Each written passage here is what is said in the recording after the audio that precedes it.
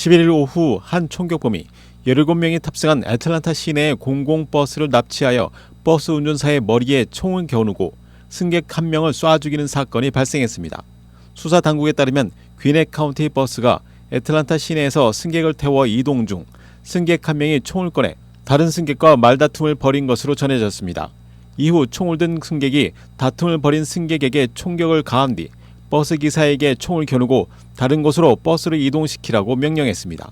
신고를 받고 출동한 경찰과 버스의 추격전이 벌어져 그 과정에서 버스는 여러 대의 차량과 충돌했고 경찰은 스파이크를 이용해 버스의 타이어를 펑크 냈음에도 버스는 계속 도주했습니다.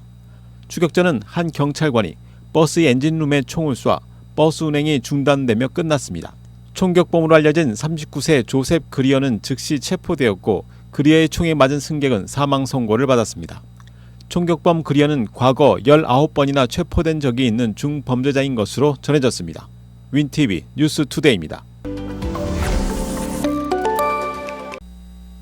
삼양식품의 매운 라면 제품이 덴마크에서 리콜 조치를 받았다는 소식이 전해졌습니다.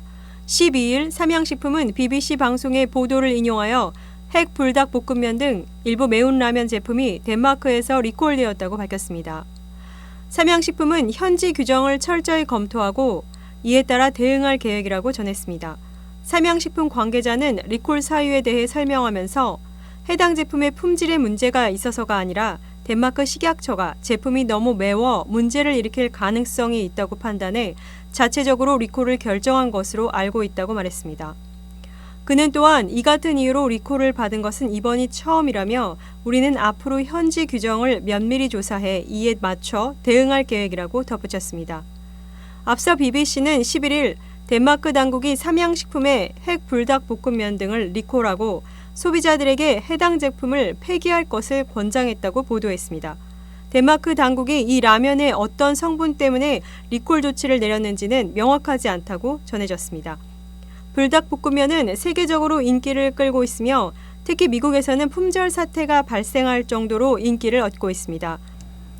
이러한 인기에 힘입어 삼양식품의 해외 매출 비중은 올해 1분기 75%로 지난해 같은 기간의 64%보다 크게 증가했습니다. 이에 따라 삼양식품의 주가도 해외에서 불닭볶음면의 인기가 상승하면서 지속적으로 오르고 있으며 이날도 전일 대비 2.88% 상승한 60만 7천 원을 기록했습니다. 윈TV 뉴스투데이입니다.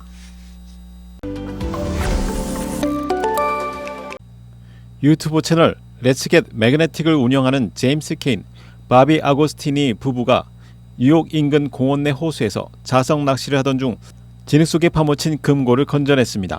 낚시를 시작한 지 45분 만에 이 금고를 낚아 올린 것입니다. 케인은 뭔가 들어올렸을 때 이것이 쓰레기이거나 속이 빈 금고 정도로만 생각했다고 말했습니다.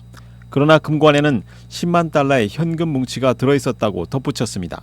이 부부는 도난품일 가능성을 염두에 두고 뉴욕 시경에 신고했으나 금고의 소유자 확인을 위한 일련 번호가 없어 부부의 소유가 됐습니다.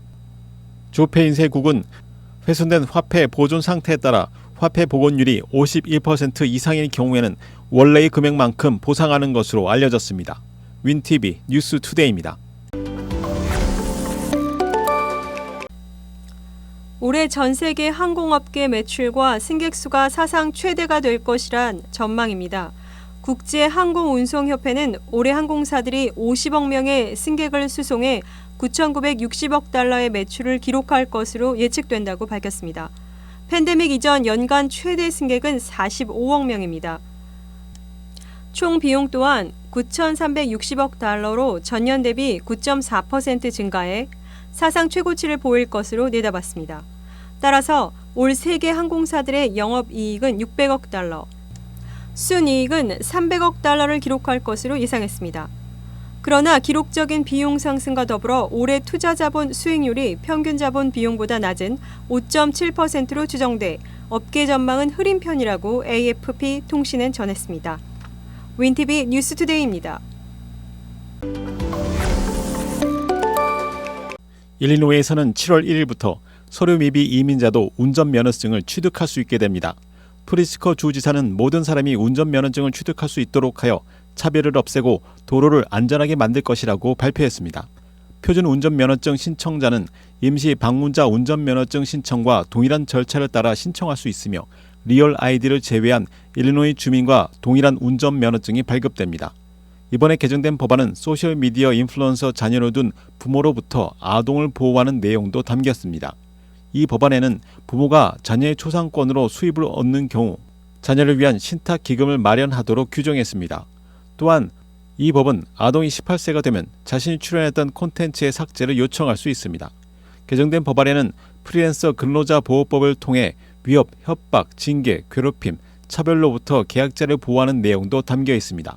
이 법에 따라 기업은 계약서에 명시된 기한까지 또는 기한이 명시되지 않은 경우 계약서에 명시된 서비스를 완료한 후 30일 이내에 서비스에 대한 대금을 전액 지급해야 합니다. 앞서 발표된 최저임금 인상, 유급휴가 제도 등을 비롯해 7월 1일부터 바뀌는 법들이 많아 일리노이 주민들은 관련된 내용을 충분히 숙지할 필요가 있어 보입니다. 윈TV 뉴스투데이입니다.